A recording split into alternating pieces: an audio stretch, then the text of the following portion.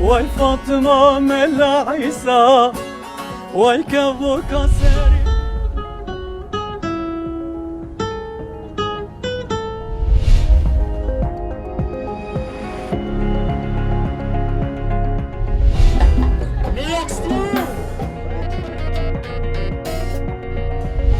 سڵاوتان لێبێت و تەندروست باش بن. سەرەڕای کەمبوونەوەی چالاکیە هونەری و کولتوریەکان لە هەموو جیهان بەگشتی و کوردستان بە تایبەتی ئێمە بەردەوام دەبین لەگەڵتان و ئەڵقەی ئەم هەفتەی کەواتان پێشکەش دەکەین. کۆمەڵەیەک بابەتمان بۆ ئامادەکردوون تا کۆتایی لەگەڵمان بن. لە ئەنجامی بێزاری شەوانی کەرەنتینە ئەم گروپە بۆ بەسەربردنی کاتەکانیان دێنە ئێرە، بەڵام هەوادارانیان لێیان کۆ دەبنەوە و دەبێتە کۆنسرت. سەرەتا کە دەستمان پێکرد بەمەبەستی کۆنسرت سازکردن نەبوو، بەڵکو هەمومان لە مانەوەی ماڵەوە بێتاقەت بووین، بڕیارماندا بچینە پارک و کۆ ببینەوە، بۆ خۆمان میوزیک بژەنین و گۆرانی بڵین، بەڵام هێندەی نەبرد خەڵکی لێمان کۆ بوونەوە و شەو بۆ شەو زیاتر دەبوون. شەوانە لە پارکی باوثۆس لە برۆکلین ئەم کۆنسرتە میوزیکیە ساز دەکرێت. ئەمەش بەمەبەستی دڵخۆشکردنی خۆیان و خەڵکی دیکەشە لەم سەردەمی کۆرۆنایە. ئێمە بەردەوام بووین و ئێستاش بە شەوەی کۆنسرت هەموو شەوێک لێرە ئامادە دەبین. هەمومان دڵخۆش دەکات، ئامادەبوانیش کات بەسەر دەبن.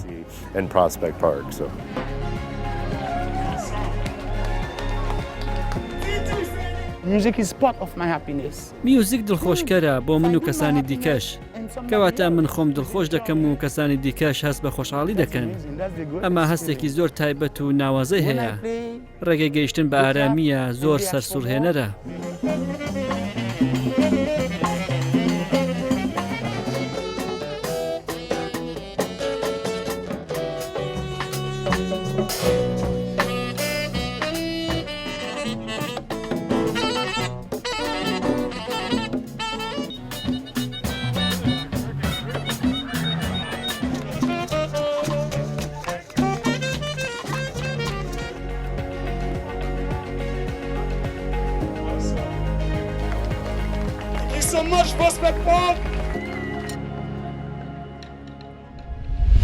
لە ڕێگەی بەرهەمهێنانی کورتە فیلمێکەوە هەوڵ و تێکۆشانی کورد بۆ بەدەستهێنانی دەوڵەتێکی سربەخۆی کوردی پیشان دەدرێت. کورتە فیلمی ئاوازی بێکۆتا باس لە کۆمەڵێک لاوی کورد دەکات کە ئاوازی عێراقیب دەژەنن و یەک بە یەکیان لەلایەن نەیارانی کوردەوە سزا دەدرێن. سیناریۆ و دەرهێنانی کورتە فیلمەکە لەلایەن سەرکەش محەممەد ئەنجام دراوە و لە نواندنی قادر چەبەک و تابان خەلیفە.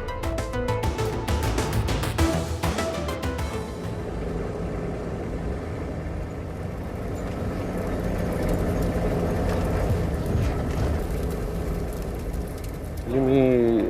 ئاوازی بێکۆتا دەتوانم بڵێم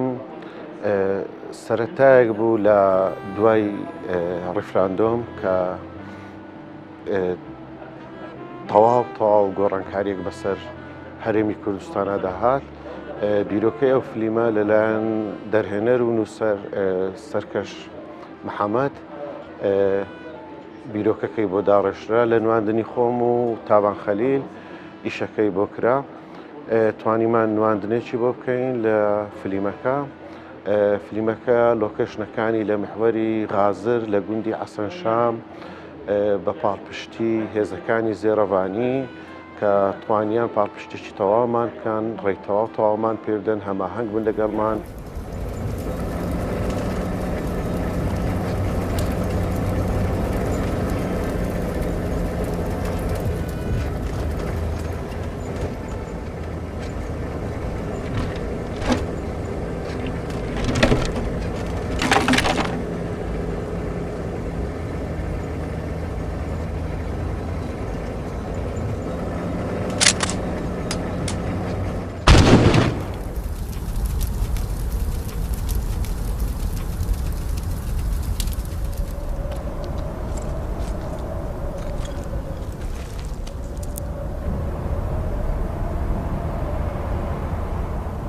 ئەمەوێ لێرە تەرکیز بکەمە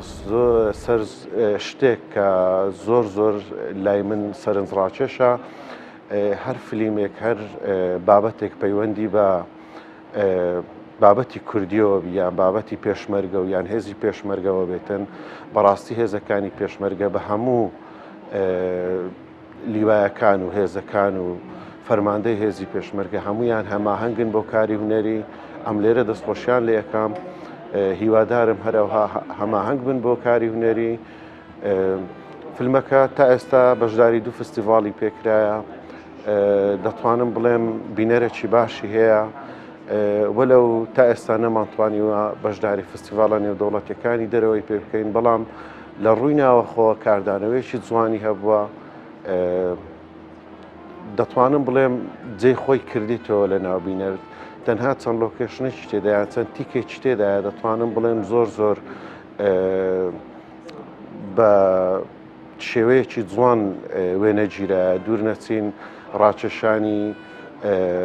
تەرمی ئەو گەنجە جوانە کە حەلەمی کوردستان بە خوینی ئەو گەنجە سوورە بێتن بەڵام لە هەمان کاتدا ئاوازی ئەی ڕەقیب گۆرانیە نیشتیمانەکانمان کورد هیچ کات کۆڵی نەدایە و هەم توانیتی ئاوازی خۆی نوێ بکاتەوە و هەر لەبەر ئەوەش ناوی فیلمەکە درراوە ئاوازی بێکۆتان.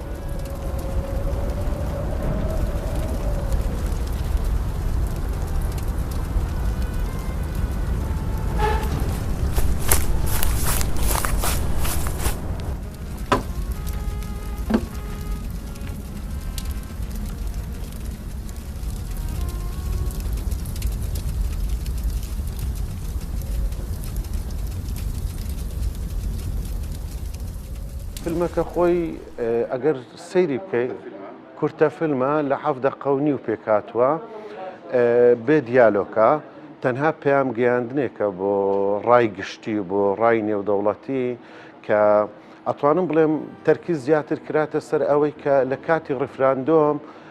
هەموو دەوڵەتەکان بە ناتۆیەوە بە ئەوروپاوە هەمویان پشتیان لە کورد کرد هەمویان تەنها مەسلحەتیان ئەگەر لەگە کورد بیتن یارمەتیانەدەن ئەگەر مەسلحەتی خۆیان هەبێتن هاوکاری کوردستانەکەن بەڵام بۆ مەسەلەی سربەخۆی تەواو پشتیان لە کورد کرد بۆەوەی بە ئامانجی خۆی بکات زیاتر تعبیری فیلمەکەی لەوەیە ئەگەر تەواو تەرکیز بکەیت یەکێک لە تیکەکانی کە شاپ لە عەلەمەکانی هەموو دنیا هەرەداتن ئەو خۆی پەیامەکە کە تێبگەی کا خۆ زۆری فیلمەکە چۆنە و چۆن نییە.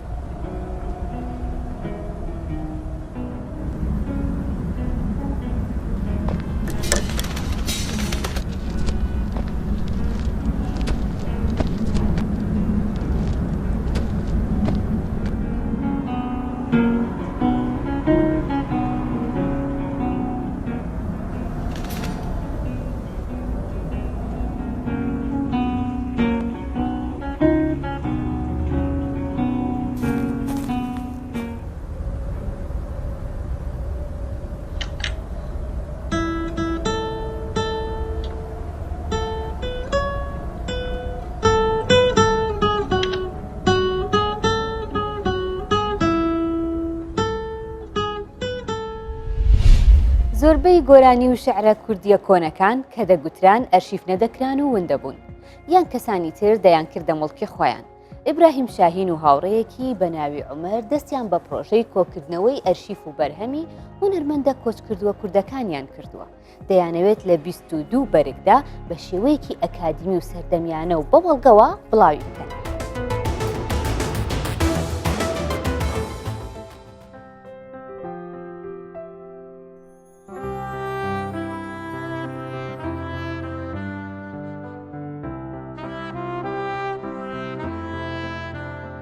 Ez ji bajarê Mûşê navçeya Vartûyê ji gundê Mîran min. Hetanî 2001 li welata min jiyan kir. Beşa programdanî min li Erzurumê xwand. Piştî wî 2001 de ez hatim Almanyayê. û 2001 pêk ve hetanî niha li vira min li vira dijîm li bajarê Münihê.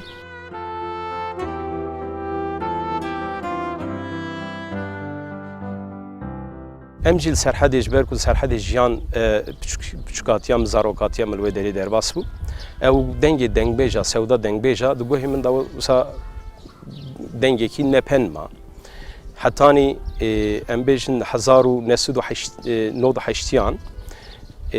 من خواست از وی دنگی فهم بکم یعنی دنگ بیج او دنگی نپن کو دگوه من دا مابو او سوتا دنگ بیجا من خواست از فهم بکم اف گلک بالا من کشان من دوی دمی دا دست بکر کلامی دنگ بیجی آنجی باند دنگ بیجی برهف بکم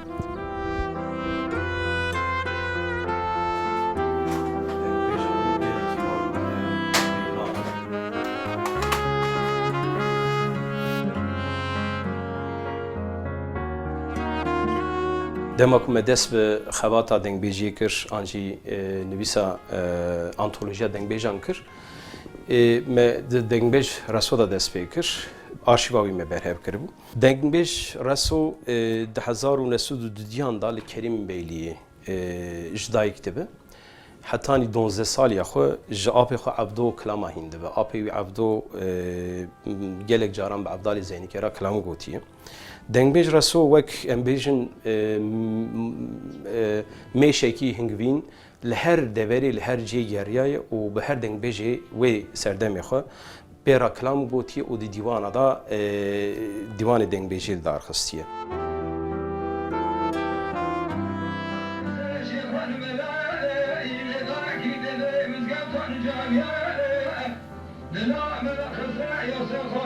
دنگ بیج شاکرو ده 1931 دا ده گنده کلا علاش کری دا جدایی کتبه ده حتی 2 سال یاخول و دری دمینه پشتیوی دچن گنده جمال وردی گریدای دوتاقی لو دری زاروکتیاوی حتانی دمکی لو دری درباسته به آنتولوژیا ویجی برهبو کی نوی کلام نویجی دوی سردمه دا ازو امر ام هریما سرحدی و لباجارم باجاروکان ما او آرشیوای دستخص و پشتی آنتولوژیا دنگ بیجان جلد دویمین مدرس بکر کلامین دنگ بیشا کرو نویساند به ناوی آنتولوژیا دنگ بیجان جلد دویمین دنگ بیش شاکرو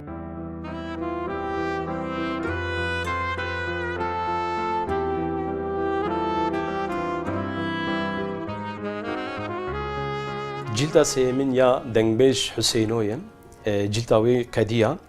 امی اوی هفته پیشی بشینن چاپی دست مدا گلک آرشیوکی دولمن و برفره هیه بگوری که آرشیوا دست مدا ام وسط تخمین دکن در دورا 20 چند حب جلد در بکبه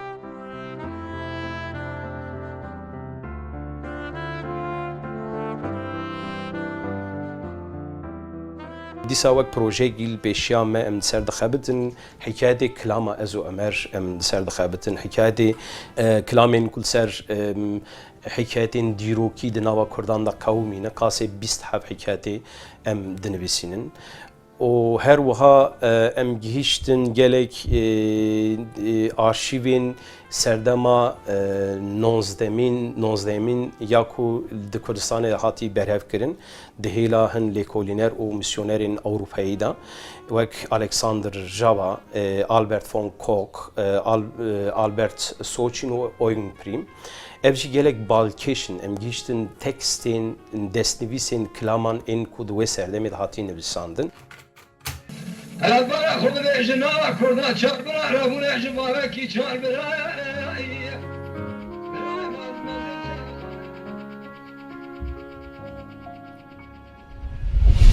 لە تربەسپی ڕۆژئاوای کوردستان کە بە شاری هونەر ناسراوە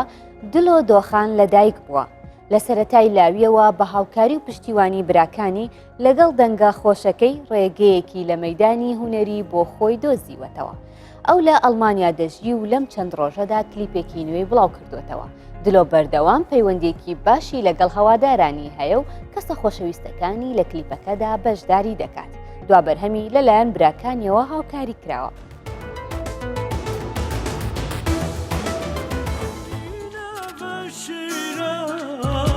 بوان چاوان بنیا وی کنی نوشیرا بوان چاوان ناوی من دلوان دوغان و ناوی هنریجی کش خوا دلو دوغانه از هشته و چهارا دا لتربسپی اجدایک بوما من جانا خوا حیا 2009 الولات کریا خوندنا خۆلوێ دەرێ حیا ئەم بێژن حیات سەفێ دوازدەها من خوندن کردە لێ سەدەما کو ئەم بێ ناسنامە بوون ئەو ئەس بێژم یعنی دەرفەت نەبوو کو ئەسکار بووم خوندنێ بەردەوام بکەم منژی خوندن سەکناند و من کاری خۆی هوەری بەردەوام کرد عشق و ژیانە منی لێی نێرگزە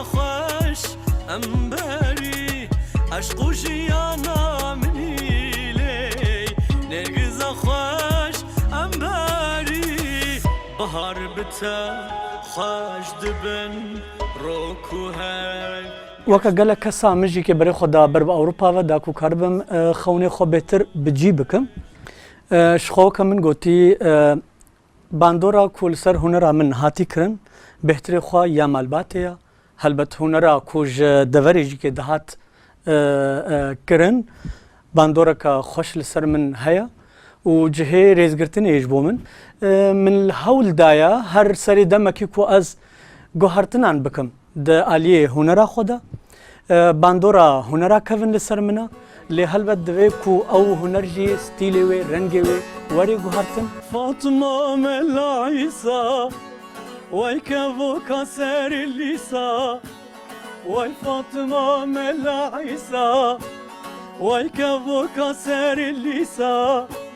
وای گۆشتی لاشم حەلاندی هەست وێم کردنەتە لیا ئەس بێژم گەلک بەرهەمێ من هەنا کو من ینی بەلاف کردنە یا هەری پێشی برەنگێکی فەرمی کو بەلاف بووی 2004 هەلبەت بەری وێژیکێ وەکە سنگل هەبوو بناوێ کەڤۆکە سپی و بناوێ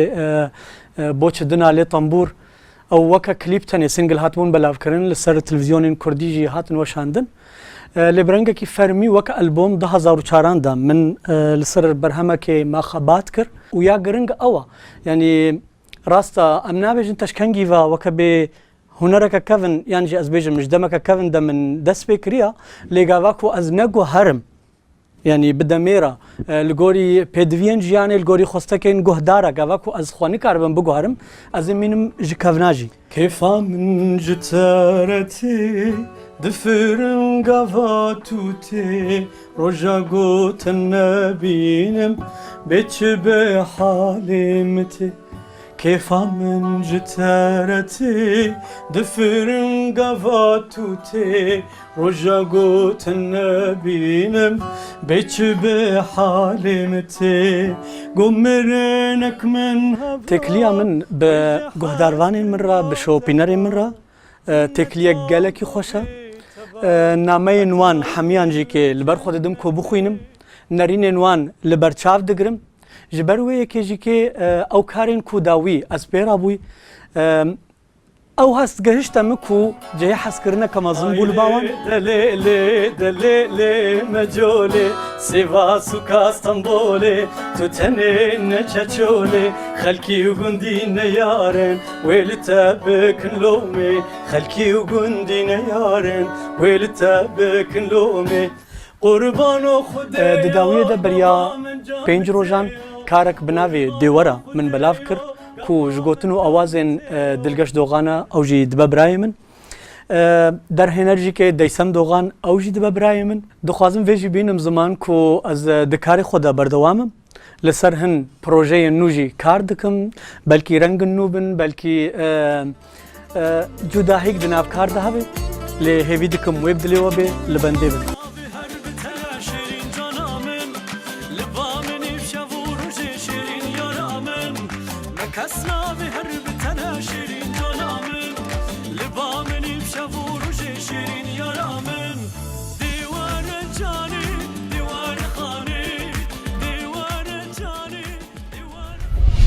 لە شاری هەڵەبجەوە لاوێک نووسینەکانی بە ئامانجی دروستکردنی گۆڕانکاری دەنووسێت لە گەنجان و کۆمەڵگەدا. عیمران مەزهەر خاوەنی خەڵاتی ڕوانگەیە بۆ نووسین لەم بڕگێدا زیاتر باس لە بەسەربردنی کاتەکانی دەکات لە کاتی کەرەنتینە و لەم سەردەمی کۆرۆنا.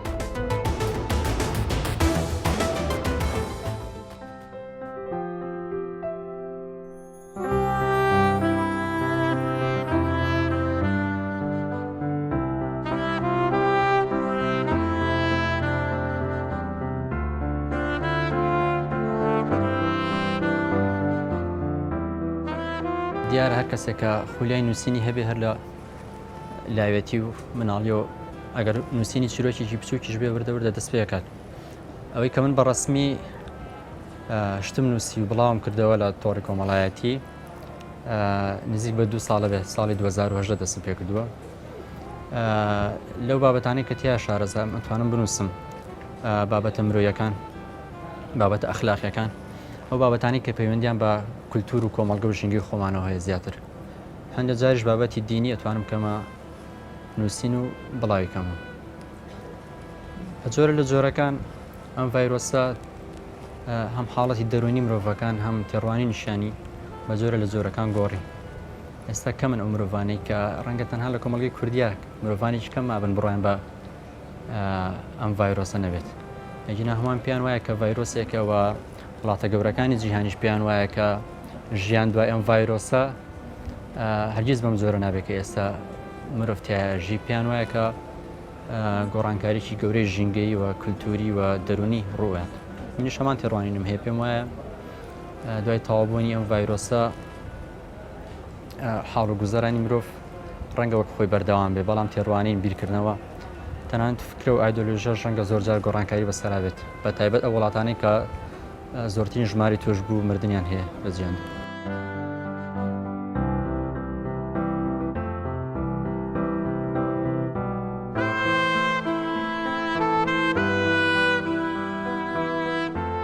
ڕاستی ئەو شتانەی کە من هەڵیان نەبژێرم و لە سەریان ئەنووسم بابەتی هەنووکەی ناو کۆمەڵگان بابەتێکن کە نامرن هەر کەسە خوێنەریان بێت دوای چەندین ساڵی دیکەش ڕەنگە هەمان بابەت بخوێنێتەوە کاریگەری لەسەری هەبێت ئەو بابەتانی کە ئەیانووسم بە ئامانجی گۆڕانکاری ئەنووسم هیچ شتێک لە خۆمە نانووسم بۆ کۆمنت و لایک بێ بۆ حەز و چێژ بێ یان بۆ هەشتێکی کە نووسەرانی کە یا هەنێ نووسەری دیکە پێوە سەرقاڵم هەر شتێکە خستمە سەر وەرەقە و نووسیمیان بڵاوم کردەوە هەمیشە بۆ ئامانجە نووسیمە کە ئەم نووسینە بێتە هۆی گۆڕانکاری ئەگەر لە تاکە کەسێکی شابێت لە گەنجێکی شابێت بۆ ئومێدەوەشتم نووسیوە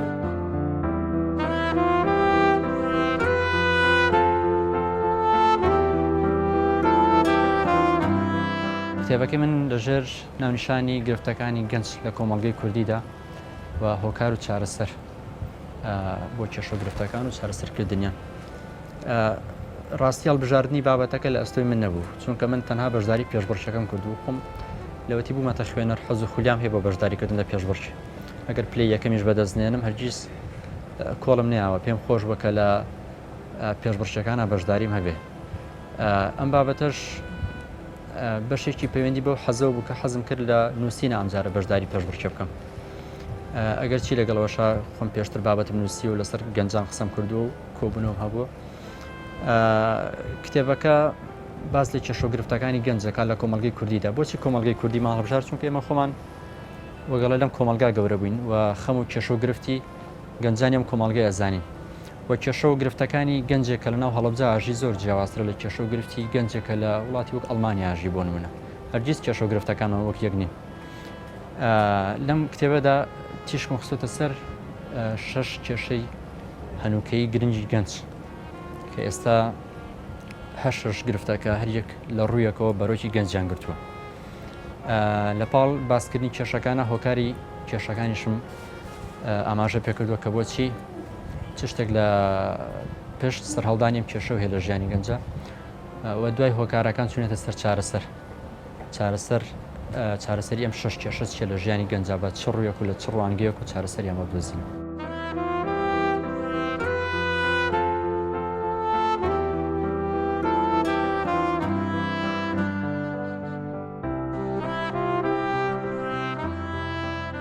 پێیان ڕاگەاندوم کە دەی حەوت مەراسیمی خەڵاتکردنی براوەکانە پێم وابێت تا ئەو بەروارە بڵاو نەکرێتەوە دوای ئەو بەروارە دوای دەی حەوت بێتە بار دیدی خوێنەرانەوەش ڕاستی وەکو نووسین دەمێکە پێم خۆشە کتێب بنووسم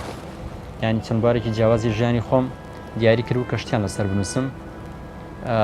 بە جۆرە لە جۆرەکان ترسێکی دەرونیم هەبوو کە دەستم پێ نەکرد و هاوکارێکیشم نەبوو ئێستا بە خۆشحاڵیەوە دوای ئەم کتێبە و دوای پەسەندکردم لەلایەن چەندین نووسەر و وەرگێڕی باشەوە خۆم بە شایستەوە زانم کە ئیدی دەستکەم بە نووسینی کتێبی دیکە و کتێبانی کە پێشتر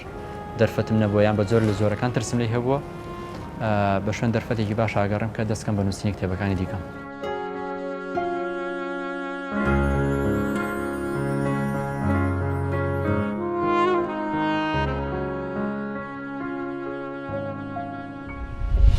ئارثر شۆپنهاوەری فەیلسوفی ئەڵمانی دەڵێت هیچ کێشەیەک نەبووە لە ژیانما بە کاتژمێرێک خوێندنەوە لە یادم نەکرد بێت بۆ هیوای ڕۆژەکانی ژیانتان بێکێشە بێت تا هەفتەی داهاتوو هەر بمێنن بە خێر و خۆشی.